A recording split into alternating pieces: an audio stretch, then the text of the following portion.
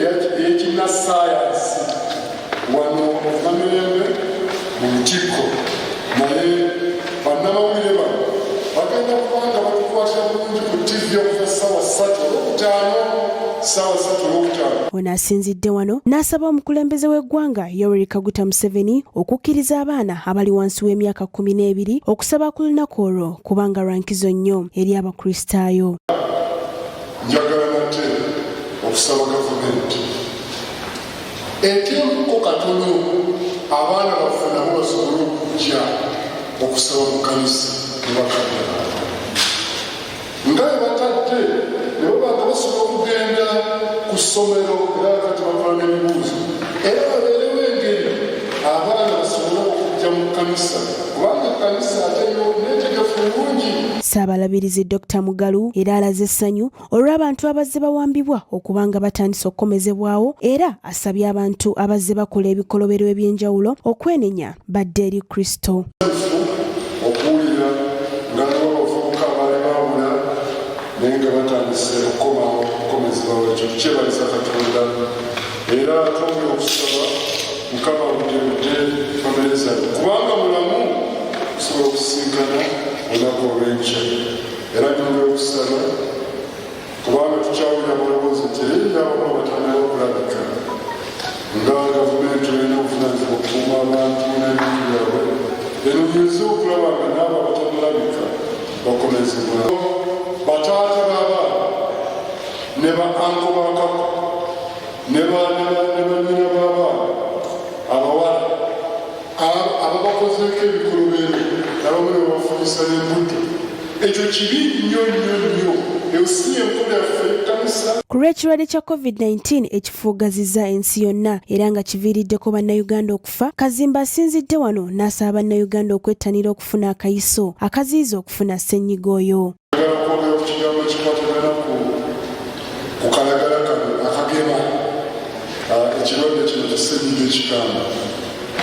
Wabaddewo ebintu bingi ebiyitingana naye nange natwala omutawaana mala okubuuliriza abasawo n'abalala n'okusoma nange ebintu nange nensalawo okungema ng'emwalabe n'abaawe babisho n'abantu bonna mulimi bannababere bange nabo bagemeddwa era n'abamu abalaba wano.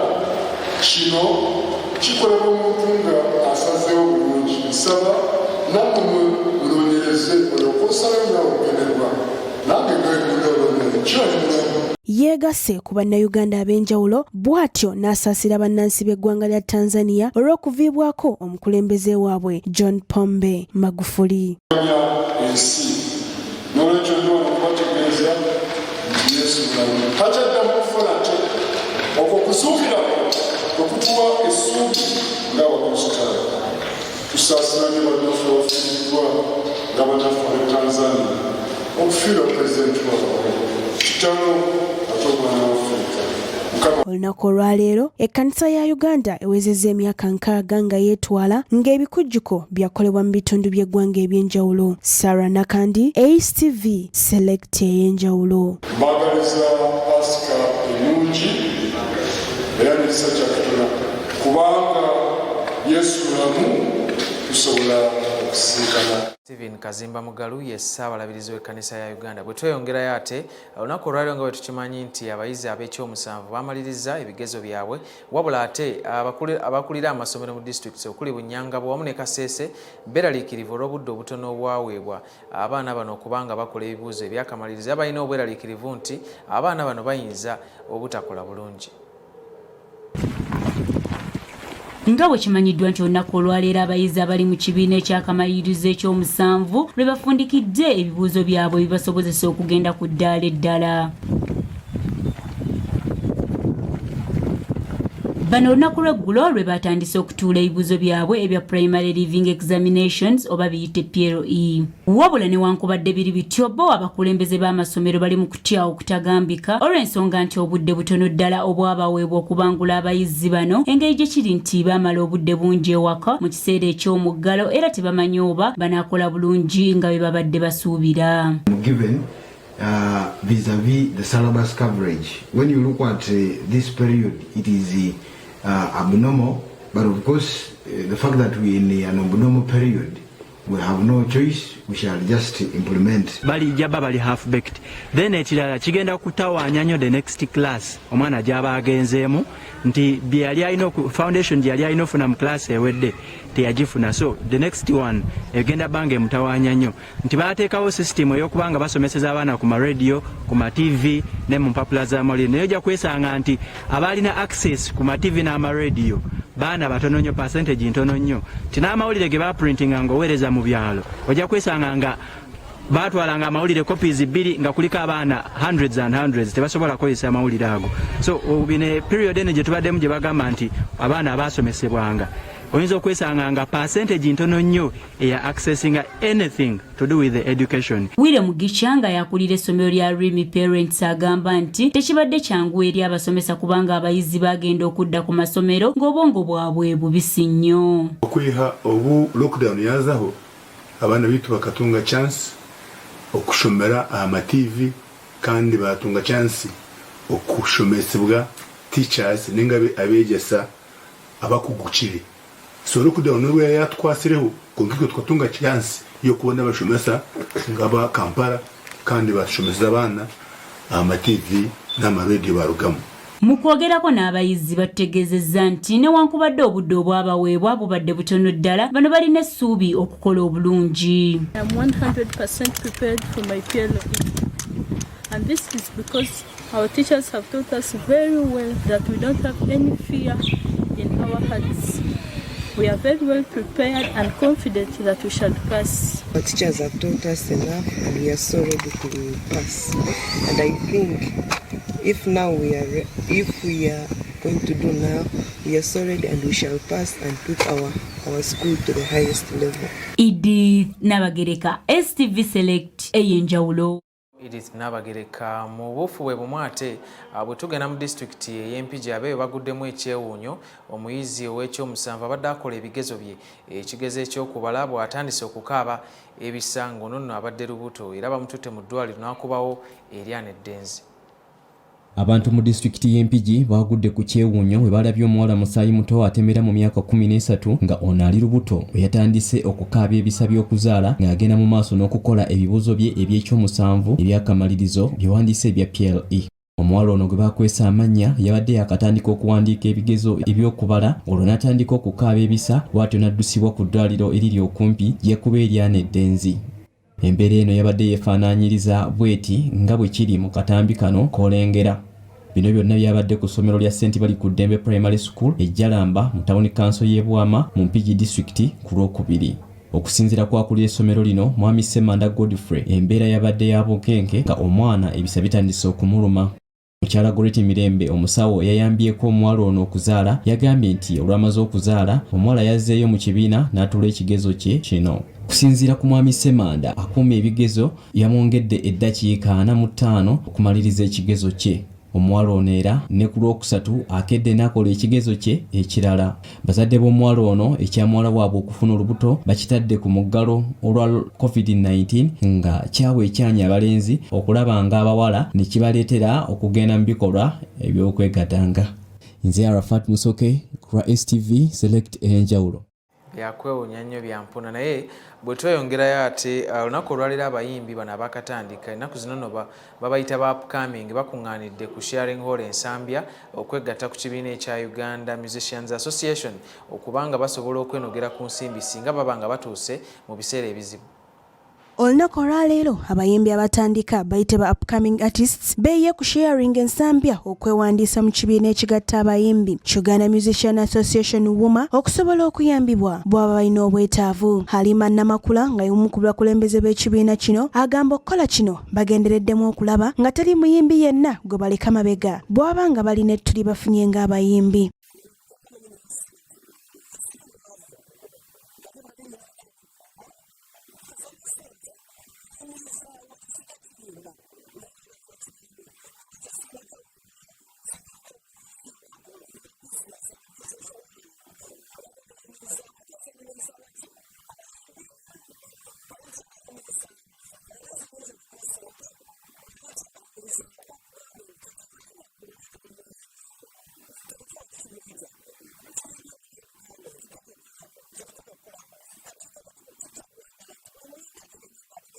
Namakulu era agamba kino kyakuyamba okulwanirira obwannannyini ku copyright kubanga bateekamu kingi kyokka ne bafuna kitono era nga bakuwandiisa abayimbi bonna okwetooloola eggwanga.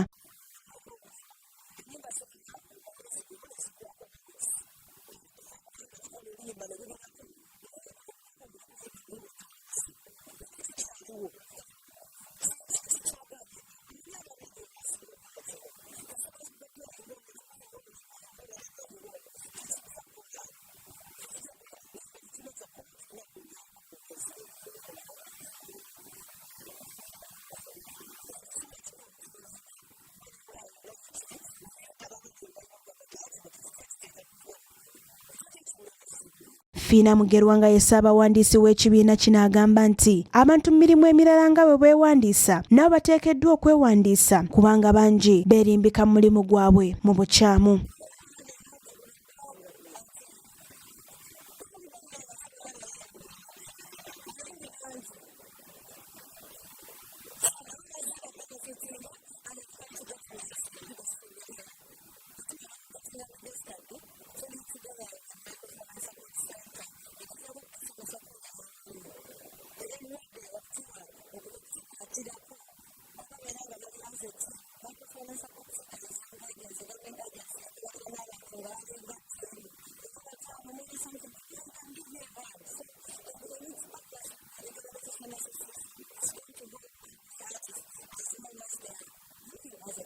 Ate bo abamu ku bayimbi abato betwogeddeko nabo bagamba ekisinza okubaleeta kufuna nsimbi basobole okumaliriza ebizibu byabwe ng'ate abalala basabye bwe bamala okubawandiisa batandike okulwanirira eddembe lyabwe ng'abayimbi kubanga lirinnyirirwa nnyo.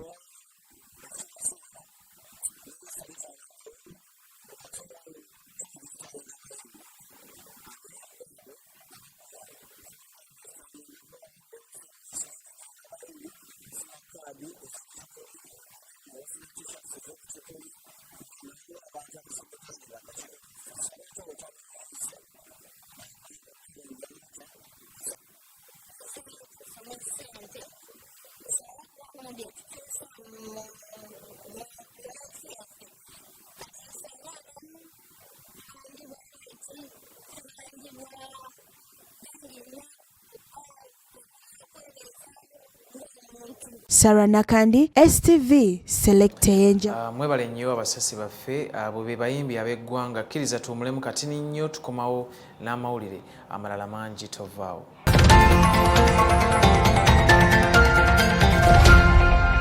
Kubanga okyali naffe kulikayo nnyo mu kuwummulamu okwo okyalaba amawulire Select Ey'enjawulo. Bwe tweyongerayo ate olunaku olwaleero kwe kubadde okuziika kwe yaliko ssentebe w'ekitongole ekyali kiddukanya takisi wano mu Kampala Kiyutoda amanyiddwa nga Haji Musa Katongole. Ono aziikiddwa ku bijja bya bajjajjaabe ku kyalo ekimanyiddwa nga Nakasajja mu bitundu eby'Eggayaza mu disitulikiti y'e Wakiso.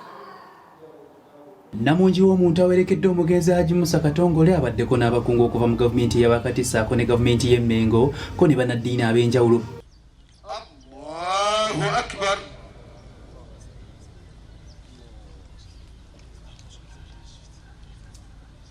Wakati mu kunyolwa ab'enju y'omugenzi bannyonnyodde ebyaliwo ng'omugenzi tannaba kussa mu kago gw'enkomerero era ne basaba emikwano gy'omugenzi okubakwasizaako wakati mu kubalungamya. Era bwe muba muddayo Allah abataamuze mirembe abanaasigala naffe wali mu maka ga kitaffe Kasangati nammwe tubaaniriza tubeere nammwe mutubugulizeeyo waakiri olunaku tusobole okuma. Si byangu ate nze kwe mulaba nange era siri mwogezi naye nja kwogera kubanga nkuze.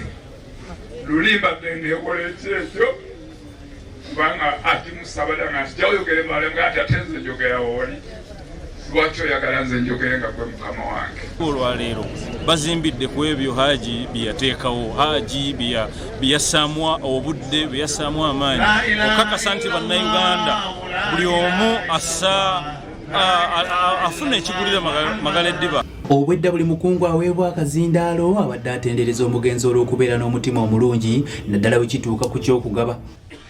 kati ffe faidi wabula obadde ngwena kyoteekateeka ogandi bwe nakikola bwene nga muyitiramu nga anyigawo nga tolina lwokola budget notamulowooleza gikavalingako haafu oba ogenda kufumbiza mwana oba ogenda kusoma dduwa zaffe ez'abafu fe amadhihibu begatakwata nga era ogenda ogandi $8 million hajji we naamulaba anaakubako 3. Omulangira Kalifan nga yakiikiridde omulangira Kasimu Nakibinge ayogedde ku bulungi obubadde ku mugenzi era n'asaba n'abantu okufuna ekyokulabirako kino. Haji Katongole byali bintu nga 3.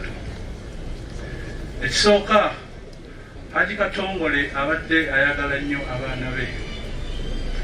Ekyo nakirabako kubanga bwe twabakubiranga amasimu ne tunyumya nabo n'ate bwe yamalanga n'akaaba. Era bwe kusooka okulaba ku zziga lya Haji. Haji ono yalinga alumirirwa nnyo abantu be. Ng'oba oli awo naga nti kankubire ku gundi ng'agezaako okubeera nti ayungagana nabo. Ate ekyokusatu, Haji abadde n'omukwano ogwannamaddala. Agaseeko okukubira abantu omulango okubeera ab'amazima ko n'okubeera abenkanya era ne yeekokkola n'obulyake obususse mu bantu ensangi zino. Mulekera okulyaza amaanyi abantu. Katongole tabadde musajja mubbi. Katongole abadde n'amazima. Katongole ku faamu yeeyo nga tojja kuwulirayo nti no wabaddeyo kino oba wabaddeyo kiri. Naye kati abantu betuwangaala nabo mutumazeemu amaanyi kyomuntu aba na mukwano kujjako nga ze kufuna. Oluvannyuma Haji Musa Katongo asaaliddwa esswala yeesembyeyo era oluvannyuma n'ateekebwa mu nnyumba ye ey'olubeerera wakati mu ssaala ko n'ennaku.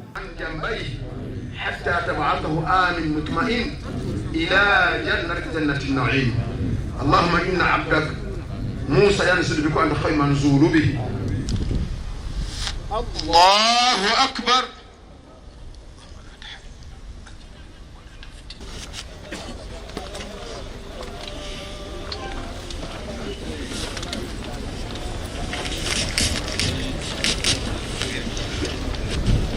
لا إله إلا الله.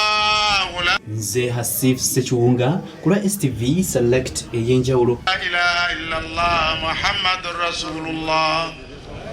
Mawulire gannaku nnyo era tusaba Mungu oyo ebyamusobako abenga bimusonyiwa. Abadde musajja wa nkizo nnyo era abamanyi Utoda y'omu ku abo abagitandika wamu ne bbaasi ziwakula ennume abamu muzirinnya nakati y'omu ku abo abaami abaawoma omutwe mu kulaba nti bbaasi ezo weziri. Bwe tweyongerayo ate olunaku olwaleero poliisi eriko abasajja 4 beekutte nga bano bakutte n'amasanga era nga bano bakutte n'ekkiro eziwerera ddala 7 ku kyalo ekimanyiddwa nga Kapelebyongo. Poliisi y'ekitongole kya Uganda Wildlife Authority ekikuuma ensolo z'omu nsiko ekutte abantu 4 abasangiddwa n'amasanga g'enjovu kilo 7.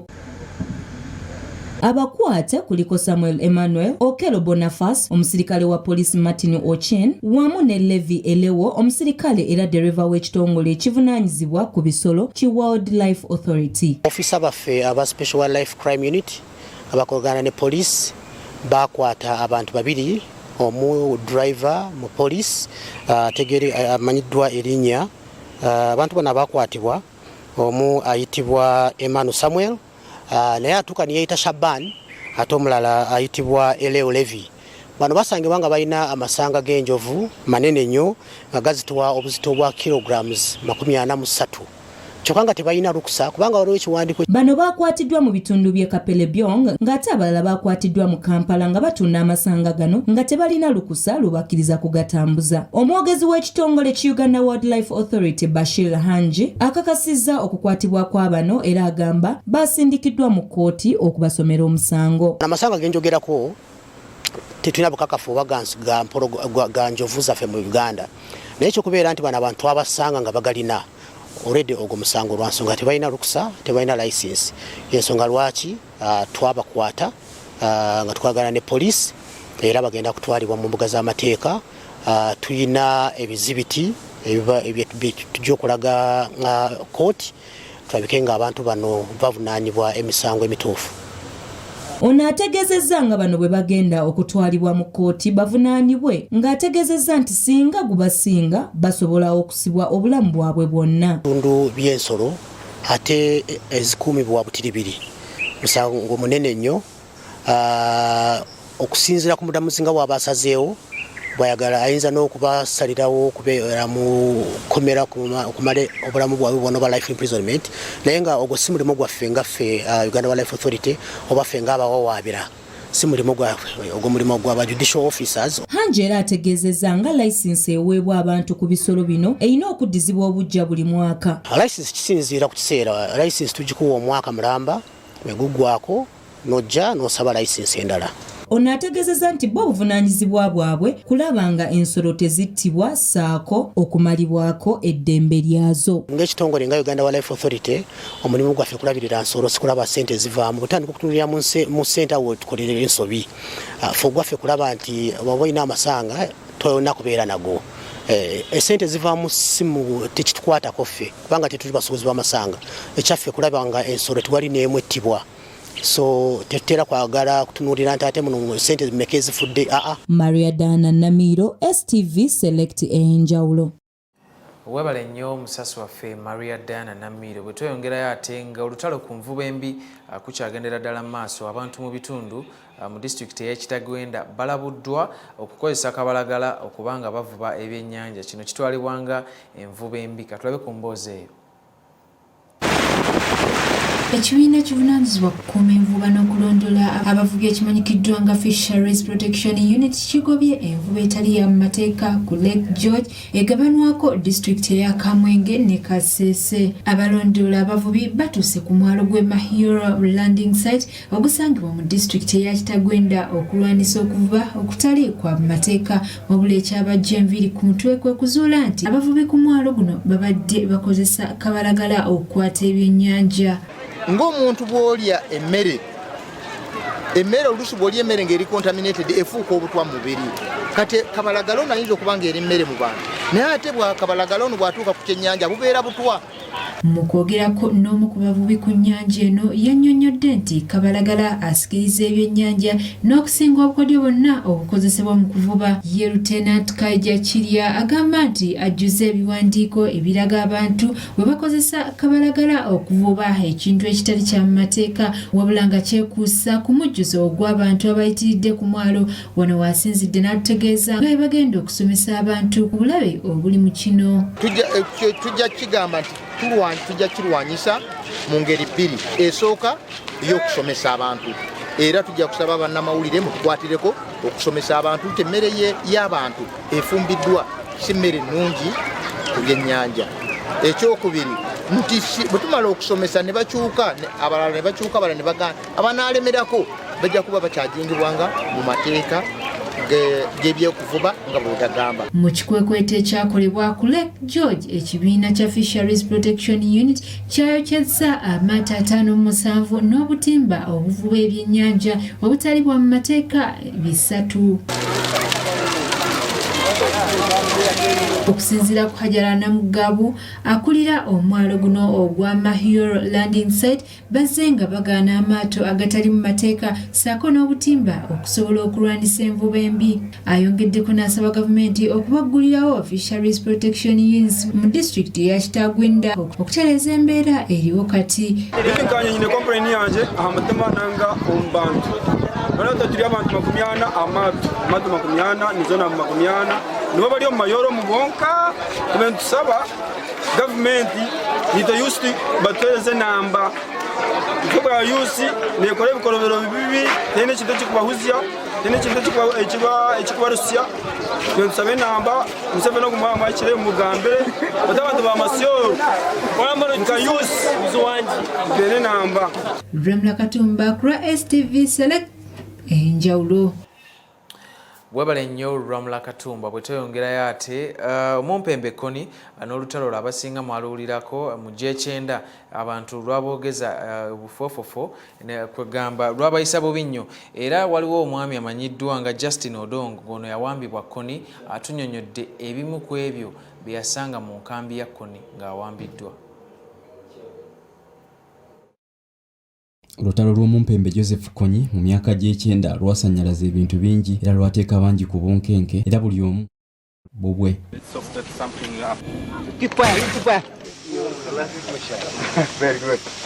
Justin Adong yawambibwa bayekera ba Konyi ng'alina emyaka 9 ku kyalo Abra mu disitulikiti ye Oyam era ng'ono alojja ebyali mu nkambi ya Konyi nga biyungula amaziga. Mu bitundu bya Oyam basajja ba Konyi gye bamusanga okumuwamba. Ono nno olw'obulungi bwe agamba nti Konyi yennyini ye yamutwala era nga nnyina ateesobola yakandanga kulajana naye nga bino Konyi bimuyita mu matu. Wali na baganda be waka?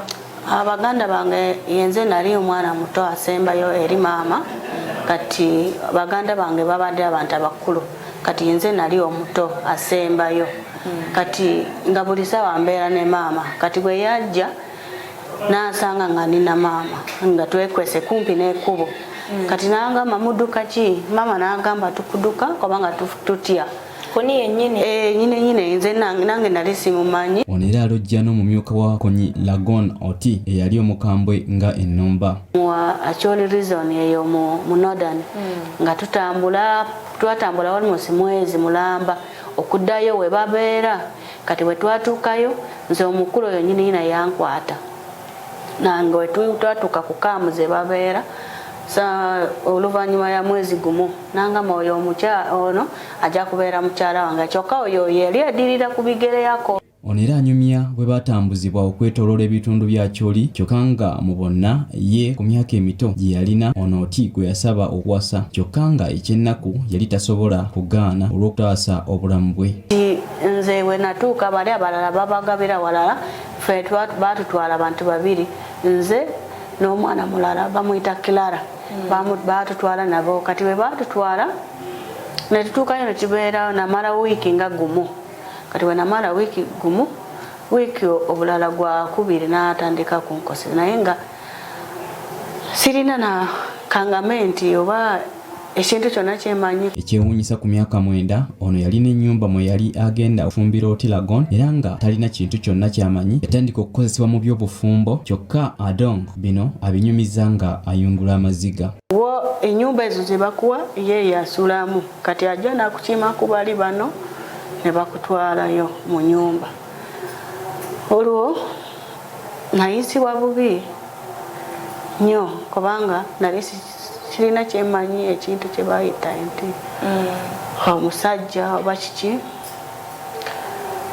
yampisibwa bubi. Ono era yasobola okusimattuka nga bwe tunaakunyumiza mu mboozi ya Konyi ekitundu ekyokubiri naye nga kati Justin Adongo essira alissa ku kuyamba baana n'abakadde abakosebwa olutalo luno nga yatandika n'ekibiina ky'obwannakyewa ekya Abra Save the Children for Future Development. Mu kaweefube ono yatandiseewo omulimu gw'okusondera omwana Katrina mu kiyayise Save Baby Katrina obw'omwaka ogumu nga ono alina ekirwadde ky'omutima era nga ensimbi ezeetaagisa omwana ono atwalibwe buyindi alongoosebwe omutima ziri mu $1,400 ogwa $, bwe bukadde 5 mu nsimbi za Uganda. Okujjukira ono bye yayitamu Adongo agamba nti buli muntu yeetaagisa okuyambibwa okusobola okwekulaakulanya n'okubaako ekyenjawulo. Zarafat Musoke, STV Select Ey'enjawulo.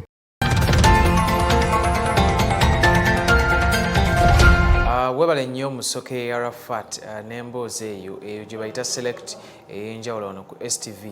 Bwe tuyongera ate n'amawulire ag'ebyemizannyo olunaku olwaleero yaliko abadde omutendesi omumyuka w'omutendesi owa KCCA amanyiddwa nga Mmole Byekwasa yolekedde okufuuka omutendesi omujjuvu wa ttiimu eya KCCA oluvannyuma lw'okubanga omutendesi Mike Mutebi bamukutte ku nkoona. Abadde omumyuka w'omutendesi Mike Mutebi mu ttiimu ya KCCA era nga ye mutendesi wa ttiimu y'eggwanga ento eyabali wansi w'emyaka 23 eya Hippos Mmole Byekwaso ayolekedde olusozi Gambalagala oluvannyuma lw'okulondebwa okubeera omutendesi omupya owa ttiimu ya KCCA FC ey'omupiira. Byekwaso atera nnyo okuwulikika naye nga yaliko ne mu ttiimu eyabali wansi w'emyaka 23 ey'omwaka gw'L1999 eyatuuka kuziddirira ez'akamalizo eza All African Games era yaliko omuzannyi w'omupiira mu liigi y'ababinywera eya Uganda. Ono amanyiddwa nnyo ku mupiira ogw'okubala ennyo era ne ttiimu ze yabaddeko omuli Maroons, KCCA FC, SCC Victoria University. Ono abadde amyuka bumyusi kyokka nga kati wakubeera omutendesi omujjuvu ow'akaseera mu KCCA oluvannyuma lwa Mike Mutebi okulekulira. y'ebyekwaso asuubiza abawagizi obuwanguzi mu kifo kino kibamulonze okugendamu era KCCA y'emu ku ttiimu ezibadde zisinga okubeereza amaanyi mu liigi ya Uganda. Byekwaso yawangulyako club ya Victoria University ekikopo kya Uganda Cup ne Seka Final Basins nga bye byasikiriza KCCA okumuwa omulimu guno. Arafat Musoke ne Saikasin Sekalala, STV Select ebyemizannyo. Mwebale nnyo abasasi baffe olw'emboozi eyo betusobodde okubanga tubasakidde olunaku olwaleero tetugenda kusukkawo. Nze Adams Mayambala muzzukulu wa Walusimbi ebaka.